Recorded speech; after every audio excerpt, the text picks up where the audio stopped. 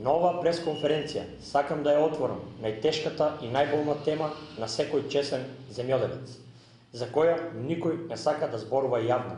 Станува збор за одредена земјоделска група, добро организирана, добро позната во Струмичкиот регион, зелената мафија, која ги диктира цените на земјоделските производи, а на сите ни е јасно дека станува збор за договор помеѓу зелената мафија во Струмица и власта. За таа цел го прашуваме господинот Ставлевски, носител на ДПМН во изборната единица 4, каде бевте пред започнувањето на изборната кампања да дојдете и да ги посетите земјоделците во Струмица?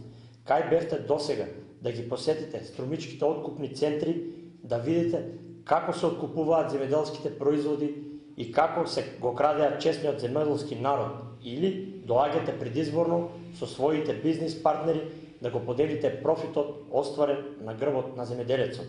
И сега со овие пари да се ја финансирате предизборната кампања. Сосема е јасно дека власта се обидува со предизборна кампања на земјоделците да се обезбеди уште еден мандат, а потоа, како и досега, да ги заборави.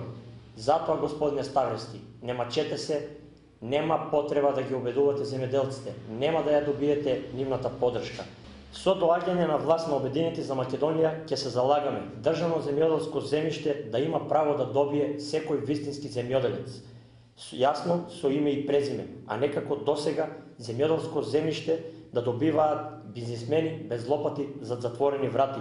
Ќе се погрижиме земјоделците да плаќаат семенски материјал и ѓубриво по реални цени и да ги помнат земјоделските машини со агронафта без акциза по многу пониска цена.